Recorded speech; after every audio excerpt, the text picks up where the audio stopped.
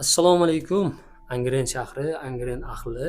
Sizlar uchun bozorni oldidan, bozor chakkalarimiz uchun yoki bo'lmasam shahar городской klinikada, городской ya'ni shahar shifoxonasida ishlaydiganlar uchun zo'r holatda uy topib qo'ydik. Bugungi taklifimiz ular uchun yoki bo'lmasam bozor qilmoqchi bo'lgan, bozor qilamiz, bozorda savdo qilib turib, baraka topib turib, 1-2 so'm uyga olib kiraman deganlar uchun bo'ladi. Nimaga deydigan bo'lsak, ko'rib turibsiz, mana bunaqa bir xonali kvartirani obzorga kelganmiz. Nima uchun bozor dedim? Chunki oldimizda bozor joylashgan. Shundoqqina chiqadigan bo'lsak bozor, hozir ko'rsatib o'taman. Bu yog'imizda shahar shifoxonasi ham joylashgan. Undan oldin qisqa qilib turib uyimizni obzorga o'tamiz. Mana katta eshikda shundoq kirib kelganimizda ko'rishingiz mumkin. Uyimizni ta'mirlari ajoyib holatda, yaxshi qilib turib joylashtirib qo'yilgan. Bundan o'tadigan bo'lsak, bu qo'limizda yuvinish xonasi va hojatxona. Bitta, bilasiz, bir xonali uylarda hammasi bitta bo'ladi. Mana shundoqqina kirganimizda ko'rishingiz mumkin. Uy egalari aristonlarigacha chiroyli qilib turib qo'yishgan ekan. Ko'rib turibsiz, mana yuvinish xonasi bilan hojatxonasi bitta holatda qilib qo'yilgan.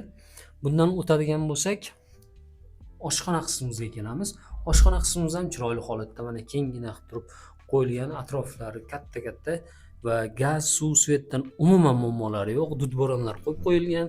Bundan o'tadigan bo'lsak, 3:2 holatda balkon qismimizga kelamiz. Balkonimizni ham ko'rishingiz mumkin, anchagina katta. Отоплениялari uy egalari o'zimiz yashaymiz deb qo'yishgan ekan, pul zararligi uchun sotishyapti. Ya'ni bu uyni o'zlarini egalari ham hozirgi kunda bozorda savdo qiladigan insonlar ekan. Savdo uchun mablag' kerak bo'lganiga mana shu uylarni sotishyapti. Aboylar qilib qo'yilgan, ko'rib turibsiz. Patolog qismlarimiz natijnoy patolog, ya'ni tom qismlarimiz va bu joyda mana hozir ko'rsatib o'taman. Ko'rishingiz mumkin, shahar shifoxonasi городскойimiz joylashgan. городскойni shundoqqina oldida. Endi bu tomondan zal qismimizga o'tamiz. Zalimizga shundoqqina o'tadigan bo'lsak, bu joyda zal qismimiz joylashgan. Mana ko'rib turibsiz, zalimiz ham ajoyib holatda, ta'mirlari yaxshigina qilib qo'yilgan. Natijnoy patologlar tortilgan. Hammasi yaxshi. Uy egalari aytdi, отопленияларni o'zimiz qilganmiz. Akfoynalarga mana shu setkalarni ham olib qo'yganmiz, o'zimiz yashash uchun deb aytishdi. Bir hafta oldin ham sotish niyatlari bo'lmagan ekan. O'sha savdolarga pul kerak bo'lgani uchun, zarur bo'lgani uchun sotilyapti. Mana bu joyda mana ko'rib turibsiz, shaharimizda o'sha shifoxonasi sariq binodan iborat.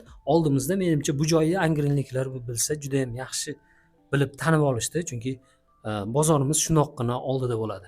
Bozorimizni oldida bozor qilaman deganlar uchun ham bo'ladi deganim ham aynan mana shu.